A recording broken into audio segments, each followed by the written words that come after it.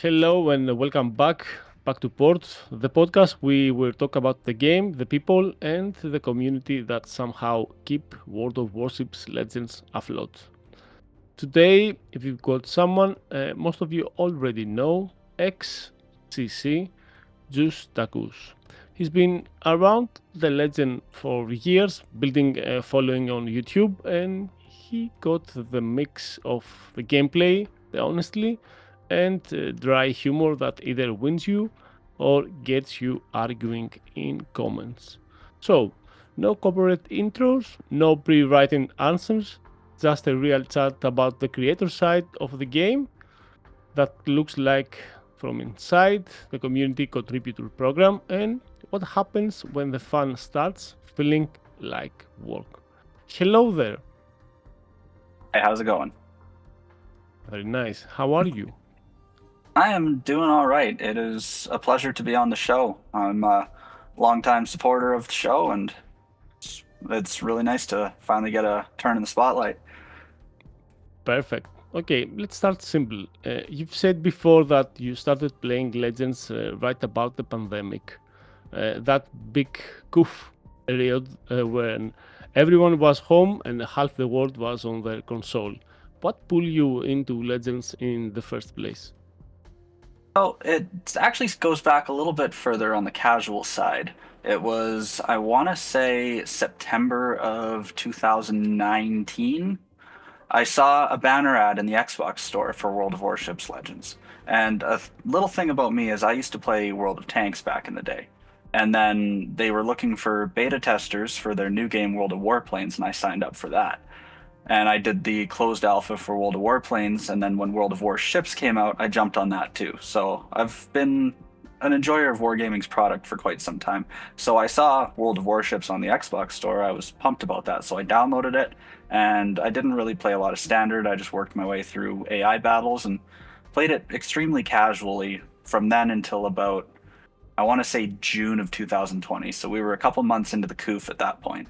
But that's when I really started to play it more often because Call of Duty was getting stale, and I liked the campaign system. It was like an incentive to play the game, grind. I had a lot of time to play the game and grind. So I started dipping my toes into standard battles. And like most people that just start dipping their toes into standard battles, I was pretty bad at the game.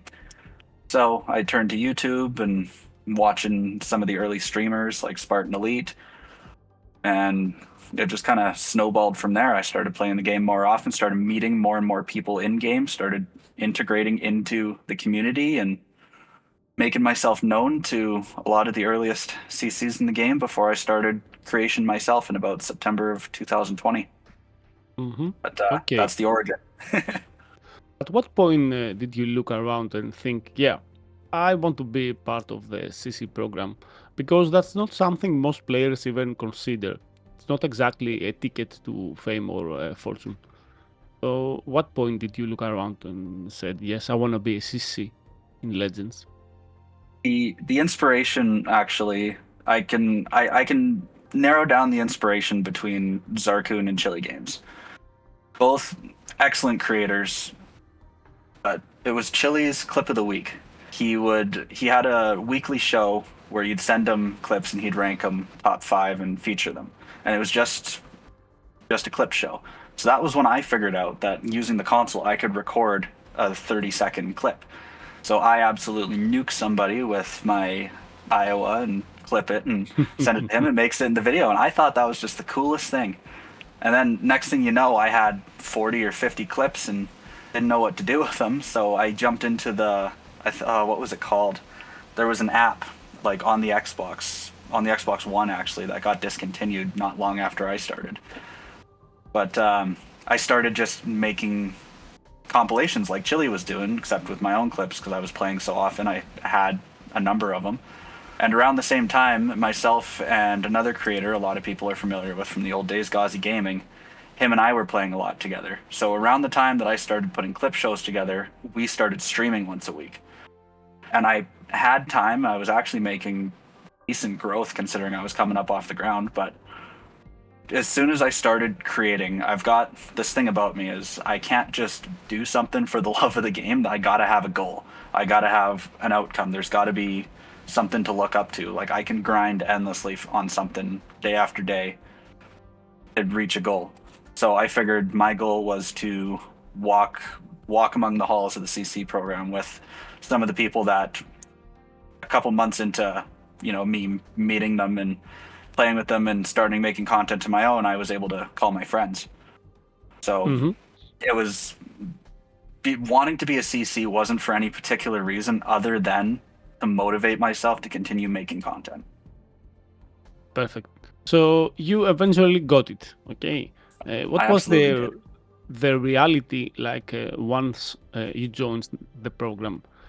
We heard a lot of theories about what a CC actually does. Everything from secret patch notes info to glorified promotion and work, all that stuff. From your side, what's the truth about that? Everybody just got tinfoil hat theories about what really goes on behind Yeah. closed doors. But it's all behind that mythical NDA, the Hmm. non-disclosure agreement, which I imagine is longer for super testers than it is for the CCs, because there's really not a lot that we have access to that the average person doesn't a week later. So when I got in, it was actually at a really good time, and there are absolutely perks to being in the program that I no doubt took advantage of.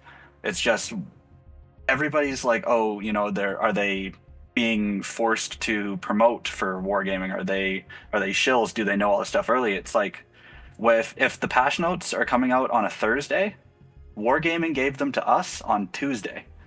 We got patch notes 2 days before everybody got them publicly, so that was enough time for us to do a video about them if we wanted to, and then set it to premiere. Well, we were allowed to premiere patch notes until Spartan forgot to put a thumbnail on one of them and accidentally leaked them, and then we weren't allowed to use Premiere anymore.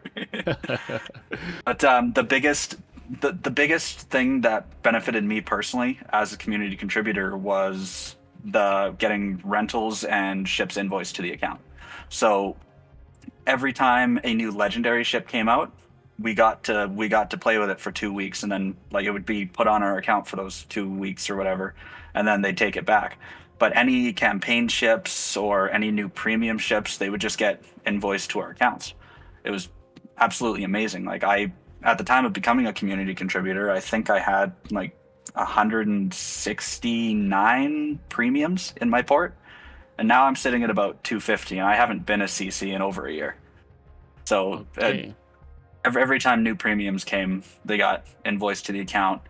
We got 2,500 doubloons every month for the campaign, and anytime new crates came out, they'd give us a few crates. So it's like you could see how that would be kind of them paying us to promote the game. But what's really happening is we're in a position that we can get the first look out at things, and they're just giving us the benefit of either not having to wait till the end of the campaign to grind them out, in which case, whether or not people are going to get the campaign shit based on the opinion of CCs or YouTubers would be pretty much decided by then. So getting them the day the update drops, the minute the update drops, having those ships in port really helps us, because the alternative is them expecting us to spend $130 to whale the campaign just to get the early content out. So I really appreciate that they do that. Okay. So your was it what you expected, or was it more like a PR partnership in the CC program?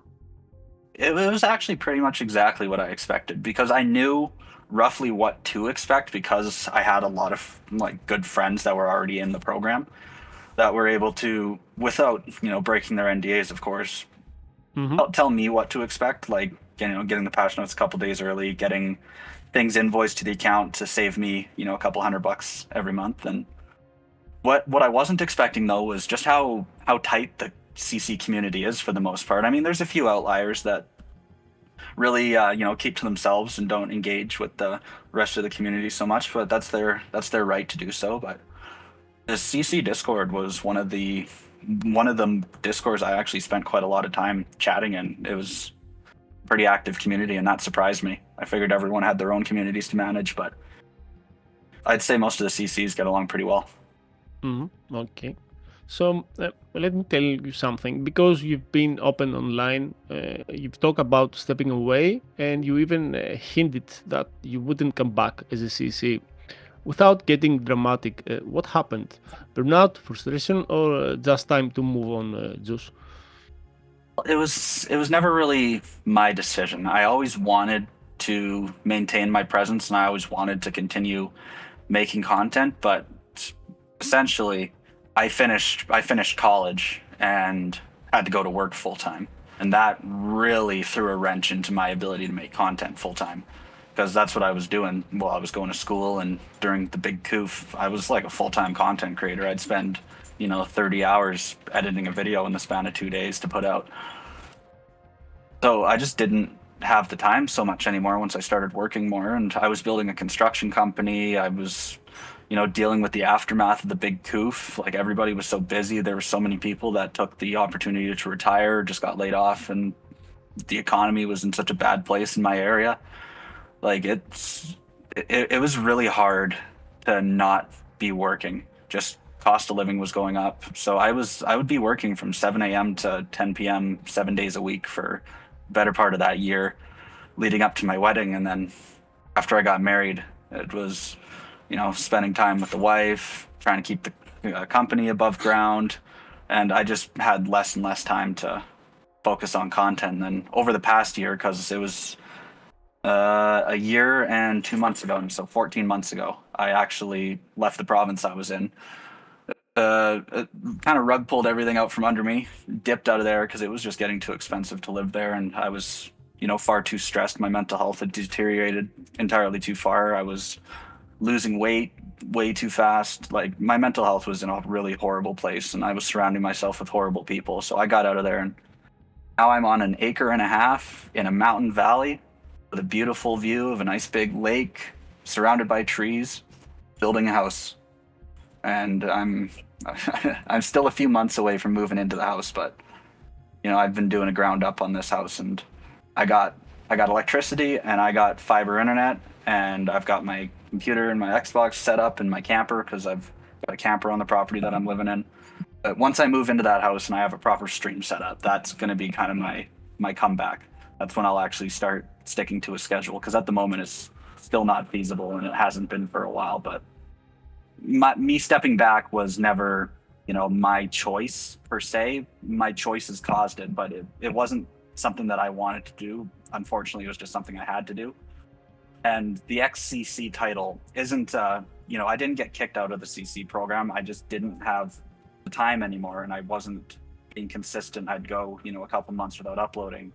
So it was Orochi that was in charge of the program at the time. He and I had to talk about it, and essentially said that, I'd be taking a break, and should I ever want to come back, I could. So once I've got my consistency back up and I've got some regular uploads going again, and I'm on an actual schedule, then I can come back into the CC program, and I intend to do that. It's just a matter of when. Okay, perfect. So let's talk about the community side for a moment, because you've built a solid corner of players who actually watch your builds, replays, and breakdowns.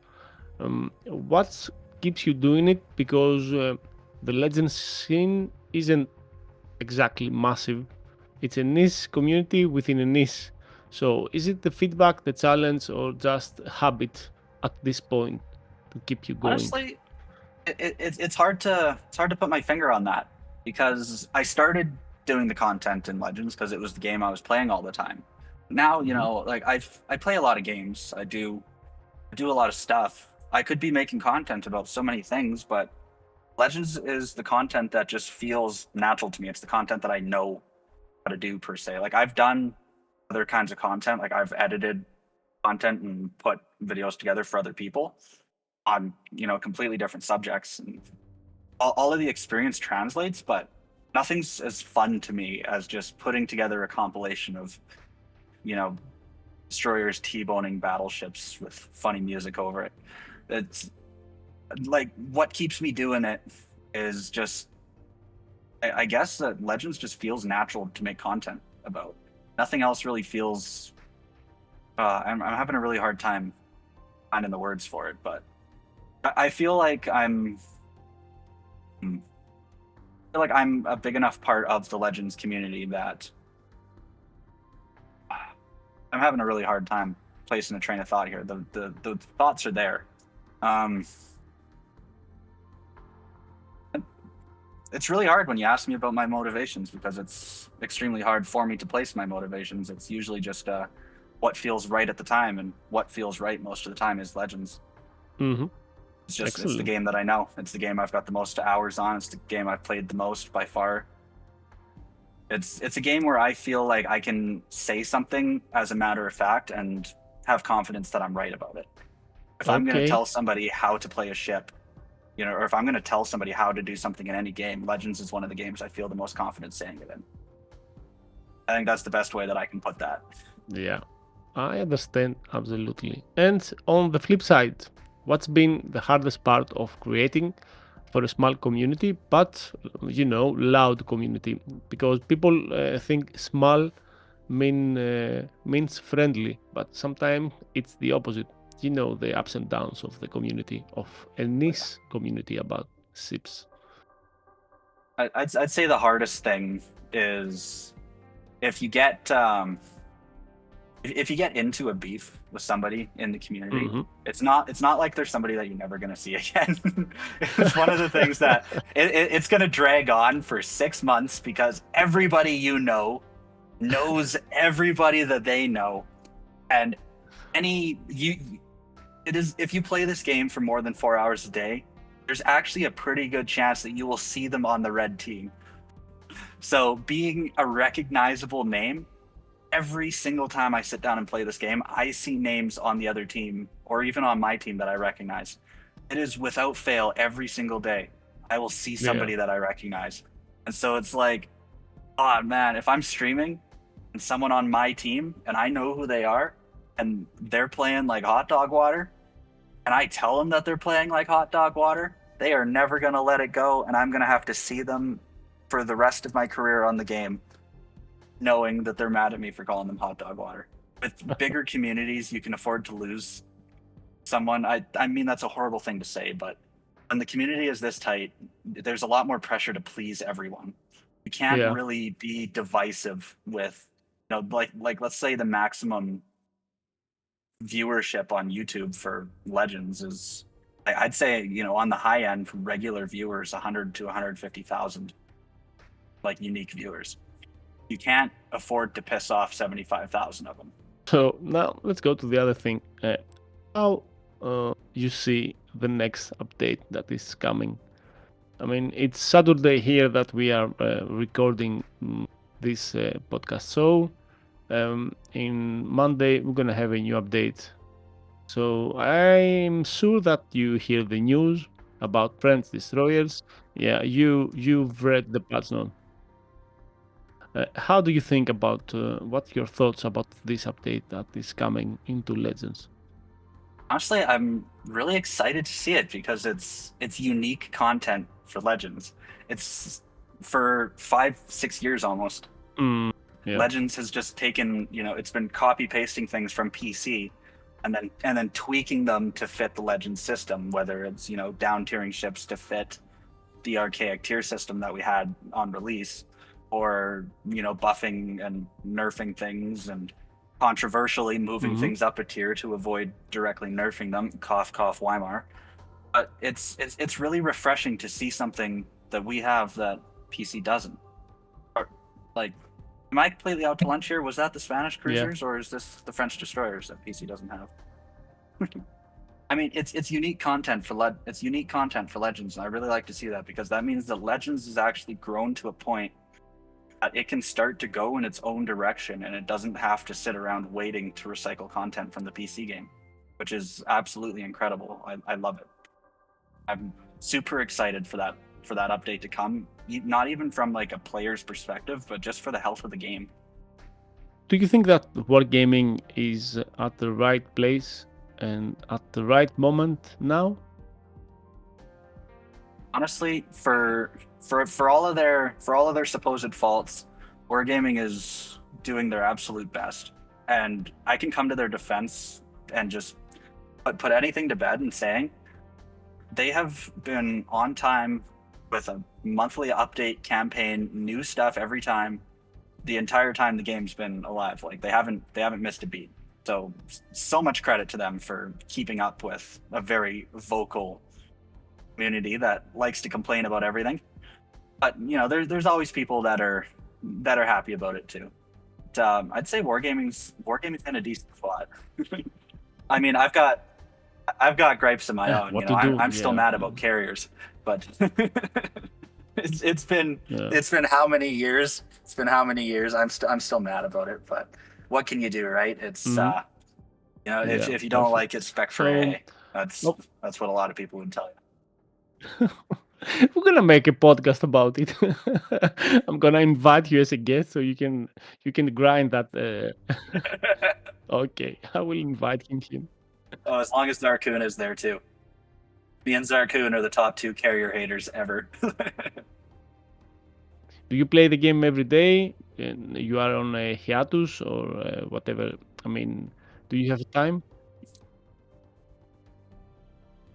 I've been on a somewhat weekly basis playing the game because most of my gameplay over the last, I want to say, year has been almost strictly competitive. Like I have played casually, but Hmm. it's been mostly competitive. So I've played a lot of Fleet Cup. I've done a bit of ranked, the unofficial the Fleet Network tournaments and scrims against other fleets with my clan UFO. It's That's been the majority of my gameplay has been at the highest level. So I feel like I haven't gotten too rusty. I'm really actually happy with the currently ending campaign being Hmm. Laffy because I remember bugging them about bringing Laffy to the game a couple years ago. So it's nice to see that they're not running out of new ships to bring in because every month that this game's alive, it's another ship that's got to come in. So eventually they're all going to be American destroyers. Okay, what do you think about the fleet system and all the stuff that it is around it at the moment? Do you think that it is on a stale? I mean, from the side of the wargaming, because the community side of the fleet, it's going very nice, and a lot of people creating, like you said, custom battles and all that stuff. I mean, it's going very good. Do you think that the fleet system needs an update or something because it's getting a bit stale at the moment? Well, that's really tricky because I love how they were integrated. I love the fleet system, the tab, the interfaces. I think that there should be more stuff that you can purchase with oil once the Hmm. fleet's fully upgraded because I think we've got, hundreds of thousands of oil that we can't spend on anything except big crates. But Big who crates. needs big crates? That's kind of just Yeah. it's kind of a smack to everybody. It's just like, hey, everybody get a big crate. Like nobody Yeah. wants big crates. We want we want credits, honestly. Yeah. But I like the integration, but I can see where a lot of people would say it's stale because there's not much to do as a fleet except like Fleet Cup. So the obvious argument would be make Fleet Cup available 24/7. But the counter to that and why it wouldn't be practical is who wants to sit in a queue for three and a Indeed. half hours when the first 4 weeks is up of 24-hour Fleet Cup and everybody gets bored of it because at the end of the day, I've got 400 something ships in port. Like I'll make a stream out of playing all my premiums once each, and I've got premiums that have been in my port since 2021 that have been played 4 times because I've done a all premium ship stream 4 times. The game itself lends itself to being stale if your definition of stale is doing the same thing Hmm. every 15 minutes, which is launching into a battle, sailing forward, shooting people. Like to an uncreative mind, every battle is the same. It's hard to fathom, some people like us with hundreds of hours in, a single ship, let alone across the game itself. It's it definitely is stale if you're in a mindset of looking for something more than the game is. But when you understand fundamentally what the game is and what to expect out of it, I feel like it doesn't get stale because when you can break it down, there's something different happening every time. It's no two games are exactly the same. You'll never have, the same damage and XP and shells hit and route taken. There's always something fresh that keeps you on your toes. It's like a game of chess. There's X number of possible moves in a game of chess, but there's people that play it for a living. Don't get bored of it because it's never the same circumstances. So when you look at it that way, then Fleet Cup isn't stale, fleets aren't stale, battles aren't stale. So the topic of anything fleet related being stale is just, is the game stale to you? And if you look at the game as being stale simply because, you know, you've grinded out the tech trees that you want and now it's just the same battle every time, then yeah, fleets are stale too. But when you look at it, you know, the way I look at it, Fleet Cup comes around, you know, every now and then you grind the hell out of it, have a good time, and then you go back to your standard battles. And next time Fleet Cup comes around, it's essentially the same thing every battle, but it doesn't get stale if you don't look at it that way. It's a bit about perspective of the game. How do you feel about it, and how you want? Yeah. What do you think Absolutely. about ranked? It's the thinking Mm-hmm. man's action game. Yeah. About ranked. So, ranked, it would be a lot easier to perceive ranked as being stale, because Fleet Cup, you're playing at, you know, you're in the top echelon of the game. Like, you're playing at probably the highest level, unless you're getting walked. Then you're playing at the bottom of the highest level. If you're getting, you know, pooped on in the first round every time, you and your fleet need to sit down and start working on some strategies and stop YOLOing in with your secondaries blared. Yeah. But ranked is a completely different can of beans, because everybody wants to play ranked for the free steal. Nobody's in a division. Nobody's coordinating. So, you know, me and two of the clanmates jump into ranked with our purple, pink shields, whatever the The level. the Yeah. highest win rate shield is.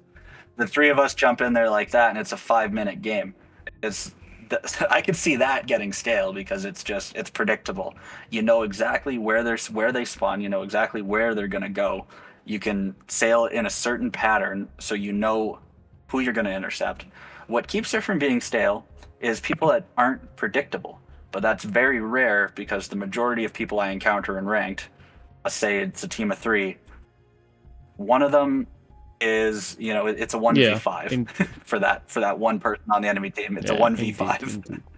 That has a lot more potential to get stale, but again, it's a perspective thing. If there's some people, like, I know people that play the same ship every day, put up a 5,000 XP game every day in this ship, and like, that's all they do. They got millions of XP on a ship. It's like, the only ship I've got that much XP on is my Hipper, and that's because I love my Hipper. You know, that's my favorite ship in the entire game and always will be.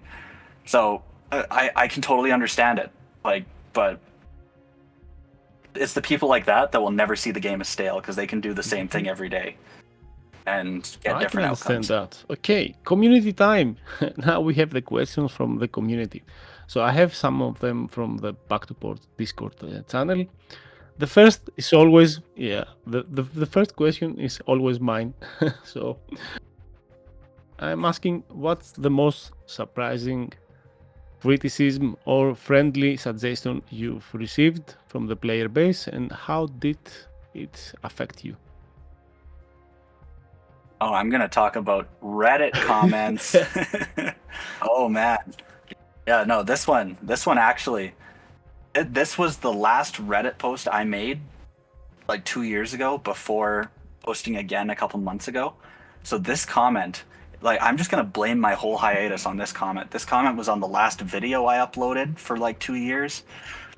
Oh, I was so upset, except not really, because I don't care. And if somebody wants to tell me to my face that they don't like me, they're absolutely welcome to.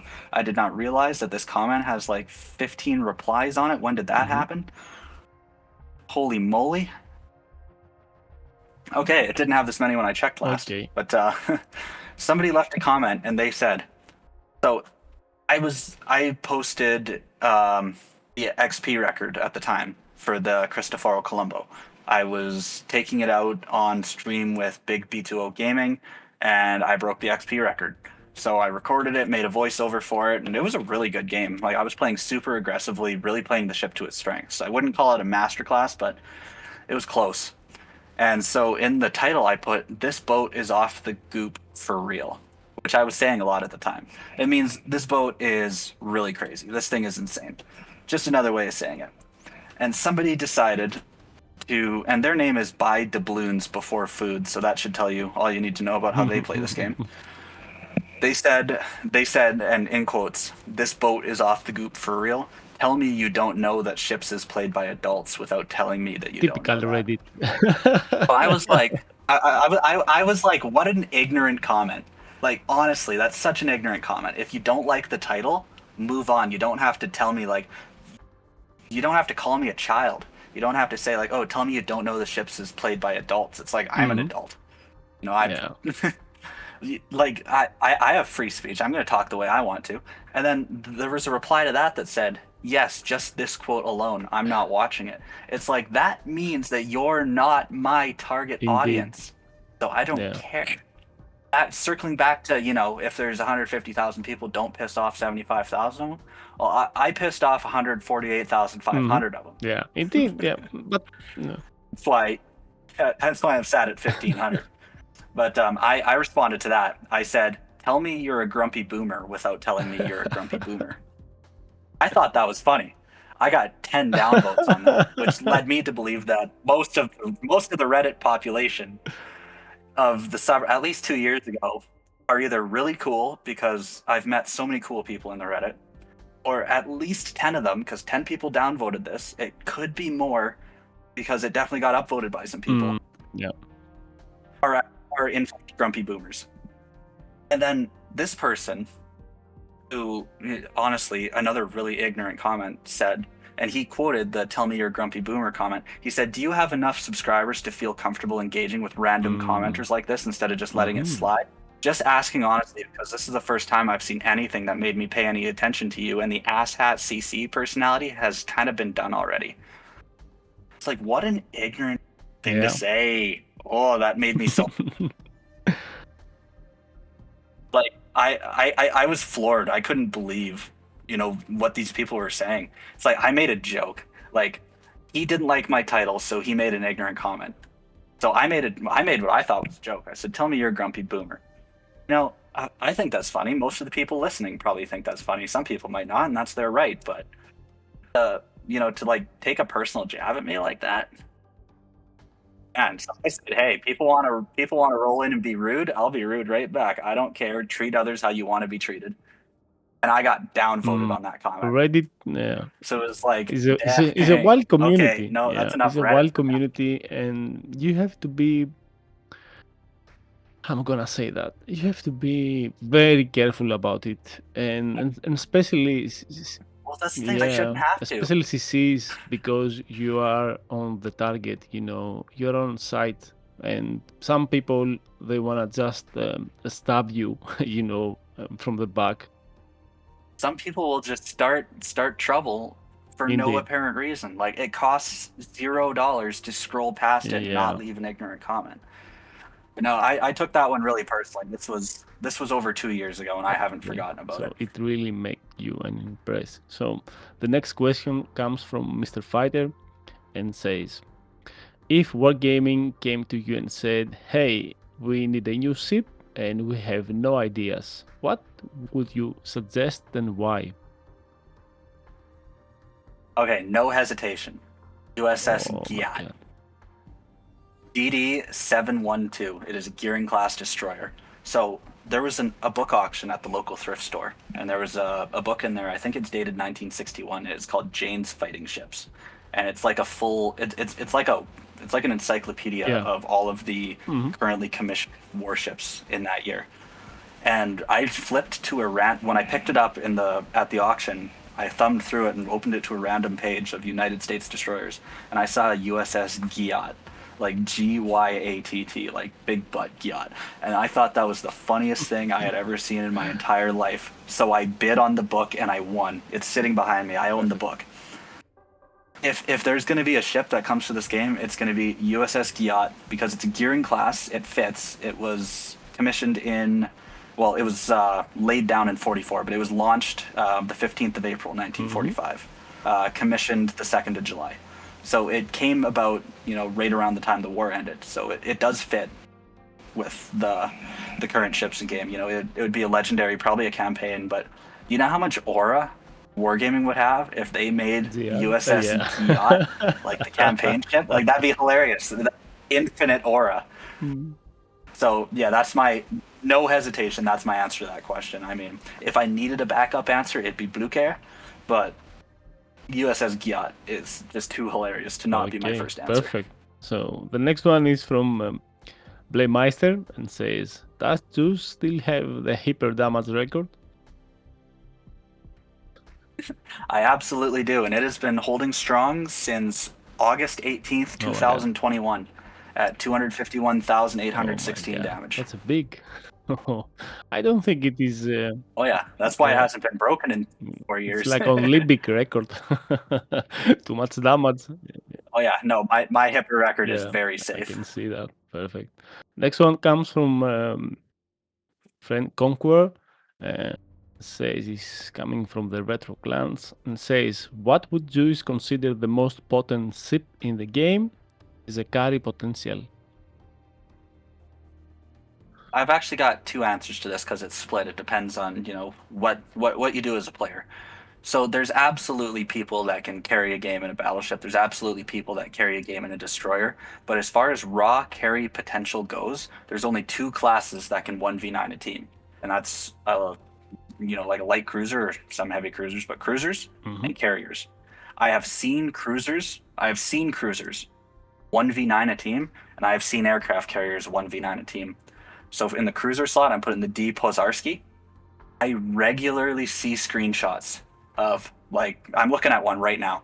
It's actually one of my clanmates, Cepho, in the Pozarski with 7 kills and 5,389 base XP. Big game. Yeah. That is not those are not uncommon numbers. I regularly see 4,000 XP plus games from him in that ship. If I could choose one ship to put in my port that I don't have, simply to try to win an XP record with, it would be the Pozarski. That thing is insane. And in the carrier slot, it's Saipan. It's got to be Saipan. Saipan is nerf proof because they're not going to nerf it. They're too busy nerfing Chikalev. No, Saipan in the right hands though. Like, somebody who doesn't know how to use those torpedoes tries to rely on the bombs, or somebody who doesn't know how to use the bombs properly, somebody who doesn't know how to use their fighters properly to keep their teammates alive, to protect them from other fighters, because the planes aren't that great in my opinion, but the output on that thing is insane. And if you have good positioning, if you know where to put the planes and how to use them, like, for example, Juice, I don't know how to say it. Everybody knows who Juice is, so like Wassa, Juice. Me and him sat down together. I was in my Hipper, he was in the Saipan. We played 104 games in a row, 104 consecutive battles. We went 102 wins, 2 losses with a Saipan and a Hipper. And I was playing my support Hipper build because I was just trying to farm XP. So I was just shooting down 20, 30, 40 planes a game. Well, he was 1v9ing the enemy team. And he was extremely close to having his first 9-kill game in the Saipan. And I accidentally yoinked it at the last second. He did get it eventually, but I never forgave myself for that. Saipan is the best carrying carrier in the right hands, i.e. in the hands of someone like Haikal or Juice. The Saipan is pretty much unmatched. And then in the cruiser slot, it'd be the Pozarski. If I had to put something in the battleship slot, and this would be like, hypothetically, it's 2022 Massachusetts, really good battleship in the carry slot, but the two king ships right now are Saipan and Pozarski. And I'm saying that as like out of a tier 7 point of view. I mean, there's absolutely like Midway and Worcester at legendary tier. But my perspective about carry potential, and when I think of anything to do with this game, my first thought was always tier 7, because when I started playing this game, tier 7 was the highest tier. Tier 7 still is the highest tier in my heart, because I seldom play tier 8, and legendary is cancer. So Perfect. tier 7 is my favorite tier. That's where my favorite carry potential ships are. Okay, next one coming from Zarkun itself and says, in Juice educated opinion, is it true that Zarkun is bad at bot game? The community needs to know. So it's a beef with you and him So now. Zarkun's one of my best friends in the community. This has been a long ongoing thing. And whenever I see that Zarkun is live and I've got a few minutes, I will pop in his chat and just say, Zarkun bad at boat game.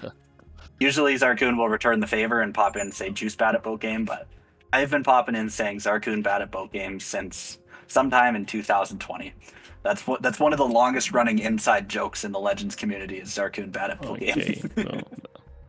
But it is certainly an educated opinion, and behind the wheel of a Rodney or a Charles Meltel, Zarkun is the furthest thing from bad at boat game. He is an incredible player. He's absolutely in the top players of this game. He's got so much experience. He's got so much knowledge. But behind the wheel of any other ship, Zarkun is bad at boat game, and I can prove it. Okay, now we found why. Okay. Love you, Zarkun. The next one comes from B. Cunningham and say, if you won a few fleet cups without a CV during the CV battle cup, does that mean carriers are balanced? No, it means every team that you fought against had bad carrier players. A good carrier player can walk over just about any team. There are a lot of teams during CV Fleet Cup that are probably speccing heavily into AA, but if you just throw planes at people, planes are going to get through. There's options for that. Everyone can group up into a big AA bubble, and meanwhile, you're capping the other two bases. A good team with a good carrier player can deal with AA. If you guys are going in with no CV, taking an extra ship, you've got more AA, but it doesn't necessarily mean that carriers are balanced. It means that you weren't against a team with a carrier player that could walk all over you guys, because at the end of the day, the air supremacy is it makes it so much worse for everybody involved. But carriers aren't balanced. They are more balanced per se, but they're still not balanced. But when carriers could spot people for you, imagine that in Fleet Cup. Imagine if everyone was sitting behind islands spotting you because you were spotted by planes. That would have been completely cancer. That would have sucked. So I'm actually really happy that they made that change, that CVs don't spot for everybody anymore, but they can still give away your positions, so no more playing sneaky. Yeah. And they can do damage without risking HP. That is the biggest argument I have against carriers. They could sit in the corner of the map and hold a game hostage and deal damage without risking HP. So carriers will never be balanced. If you won a few cups without a CV during CV Cup, that is awesome. I'm proud of you guys for standing up to the CVs.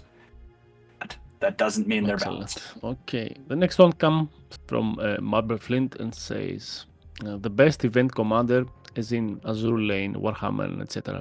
available in your opinion? I mean, he's asking, and I said to him, you mean the paid commander? I mean, the premium commander? Yes, and said yes. So what's the best premium commander out there? Well, are we looking for my opinion or the truth and the both, facts? Yeah. Because the fact is Atago. It's not even close. They will not re-release her, and she's the only premium commander that has never been rerun since, I think, the first anniversary. You could get her, and then when Azure Lane Wave 2 came out, I think is when they removed her from sale. Nobody has been able. There's one commander in the game that nobody has been able to obtain for the last 4 years for a reason. It's Atago. That is a fact. My opinion, it's Hipper, but that's just because she's, the commander of my favorite chip and my boat game waifu. I love Hipper, so she was my first 16-4 commander. She's the best commander in my opinion. But if we're talking facts, it's Atago. Okay, perfect. So we are finished with the Discord community stuff. I have something between us to keep going the podcast because it is a Reddit thing, and I missed one podcast about the Misty Voyage update. So we're gonna bring the update here with you and chip talk about it with the community. I was asking if Lafay it is a masculine destroyer or just another campaign filler. What do you think about that? About Lafay? So yes, the last summoner, Laffy, ship that I was asking for back in the day. Ship that I'm actually really happy to see, but one of the, I can totally spin this in a way that completely derails any discussion about this in that I think that wargaming should stop doing like top tier campaigns.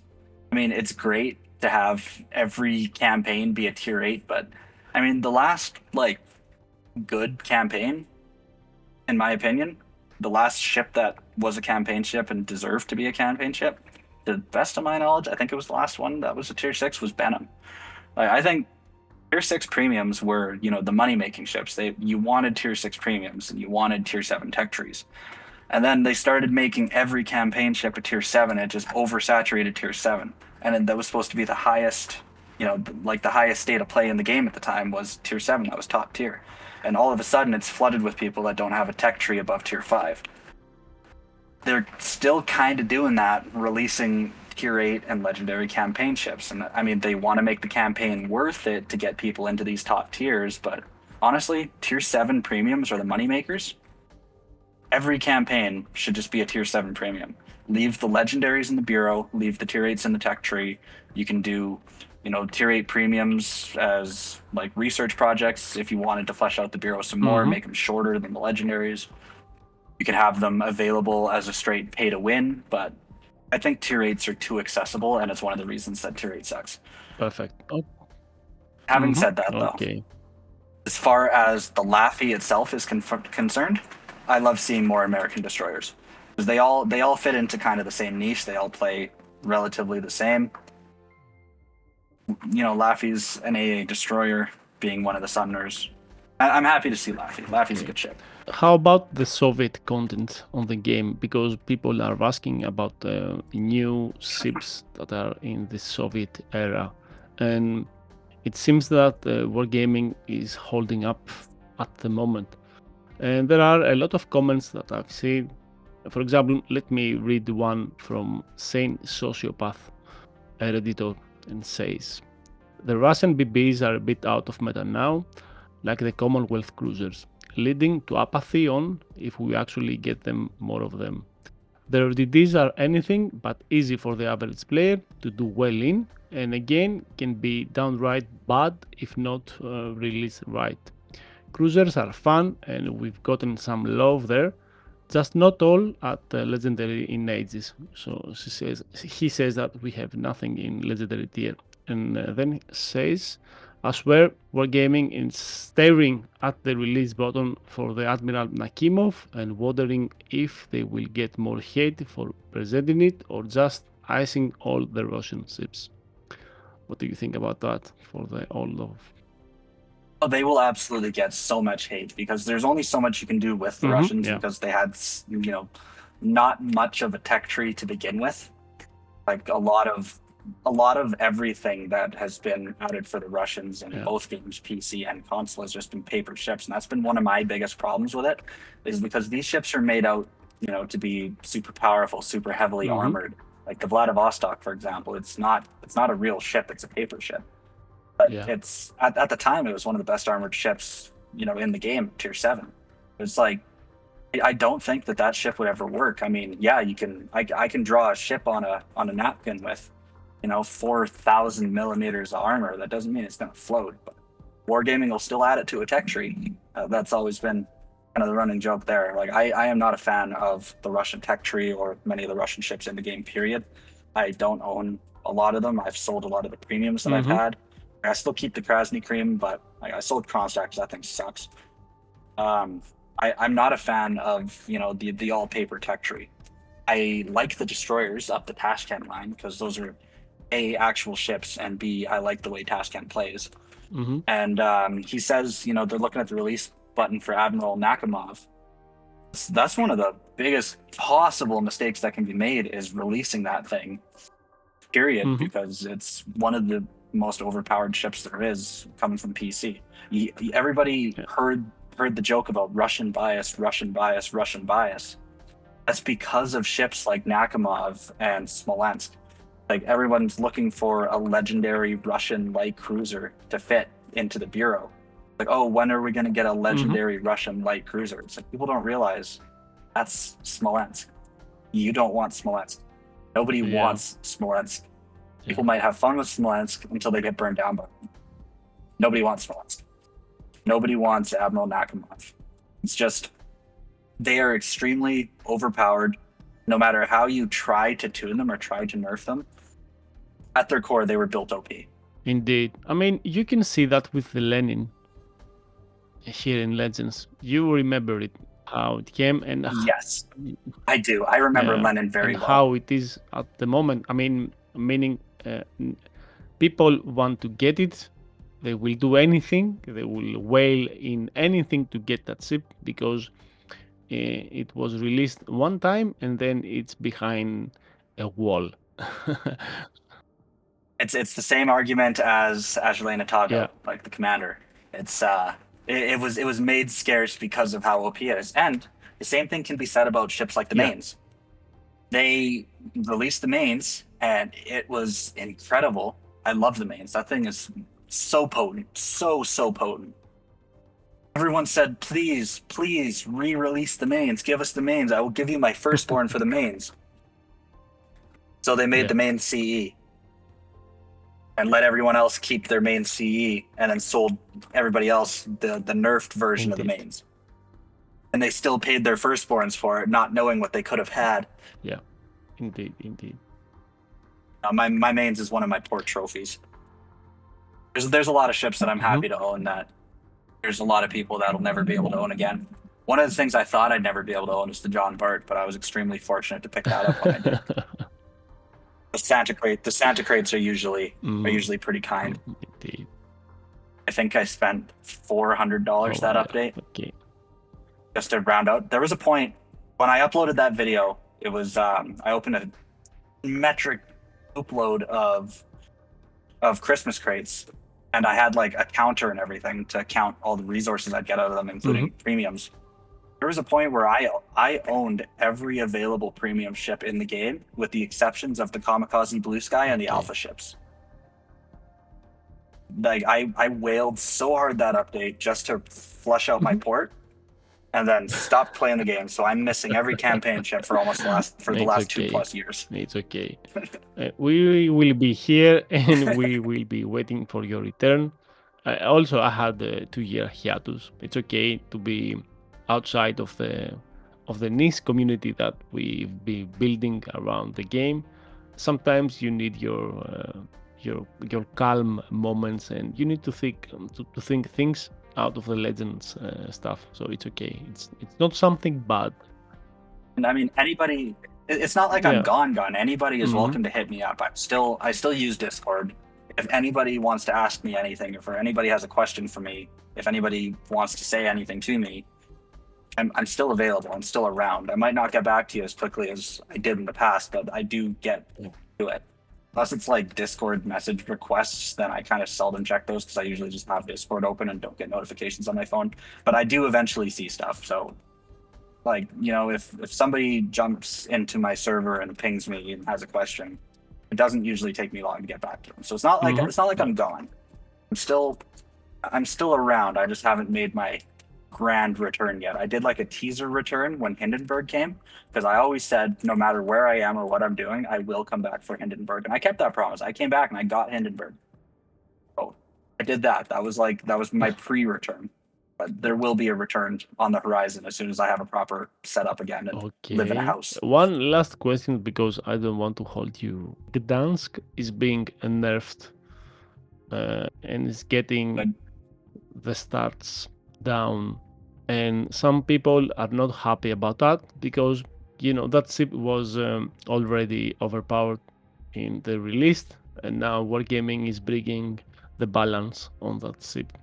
So there are some unhappy people. Which needs to happen. I mean, there are some people that are unhappy because it was a great ship and they were enjoying the overpower thing that has, and now they are not happy. But in the other side, there are people. That's one of the vocal minority issues. What do you think about that? I mean, they are calling the other people stat padders. I mean, you know, there are some ships that on the release are overpowered, and then Wargaming is looking at the spreadsheets and decides to balance them. So, do you think that there are people that take advantage and start padding with overpowered ships? Oh, absolutely. Absolutely. 100%. I know people with 80 plus win rates because of exactly that. If something hot Mm-hmm. comes out, they will play it every waking hour they have possible until it gets nerfed because they know it's going to. Crying about a ship getting nerfed isn't fixing the problem, it's admitting that you were enjoying it a little too much. Wargaming has the numbers. If something's getting nerfed, it's because it's Yeah. overperforming. There's certain things that they can't nerf that are overperforming, but they fix that issue by making them rare, like Lenin and the Kamikaze. Those are things that you can't acquire with minimal effort anymore because they're OP. So the other option then is if too many people have it and too many active players have it, because there's a lot of people with Kamikaze, a lot of them aren't active.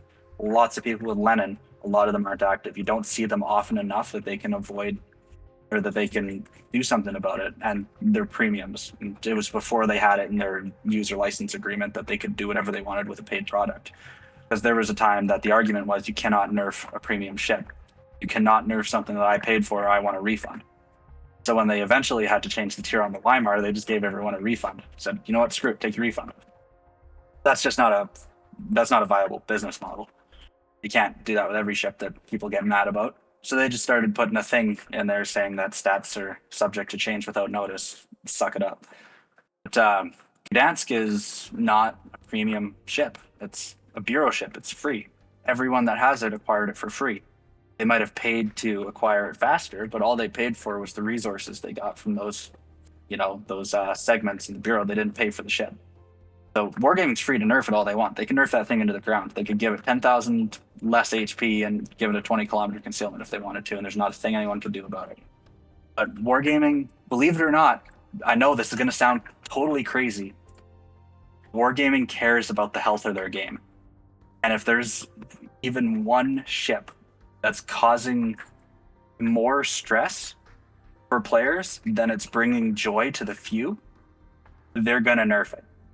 If 5 people are using this ship to bully 50 people, and 50 people buy the campaign, 5 people buy the campaign, 50 people do the bureau, Yeah. 5 people do the bureau, they're going to look out for the 50 over the 5. So when people are crying about something getting nerfed, they're outing themselves for, stat padding. That's absolutely the word, is stat padding. And hey, I do it too. I do it too. We all do it. But I'm not afraid to admit it. I won't cry about it and then hide behind a wall of, I don't do that. No, I totally stat pad. Okay, perfect. So let me close that podcast and say, all right, that's where we leave it for today. Big thanks to JuiceTa Goose for dropping by and keeping straight with us. You can find him across the board: YouTube, social, Discord, everywhere that matters. Go check out his work, especially if you still care about gameplay that's built, not bought. And he's putting in the hours, not chasing algorithms, and that's something you don't see often anymore. So if you've got questions, thoughts, or just something worth saying, get back to Port Discord and find the right channel, drop your take, and maybe it will show up in the next episode. And for those turning from Reddit, don't worry, your earlier questions are already lined up. So we see you, we read you, and basically we read everything, and the good ones always make the cut. So till next time, stay sharp, stay grounded, and remember, in this niche the noise fades but the real ones stay. So just the end is up to you. Anything you want to say, you have your time. Just want to say thank you very much for having me on. Big thank you to everyone that asked a question in the Discord. Big thank you to anyone that's listening. I appreciate that there's still people out there that'll give me the time of day. Huge thank you to Papanikolis and Rogue PLC who got me on and did all the planning and all the behind the scenes work. The whole Back to Port team is just incredible. And yeah, that's the gist of what I got to say. You guys rock. Thank you very much. Thank you all for listening. Thank you, Juice, for being here and dropping all that hour into our podcast. Thank you, thank you, thank you.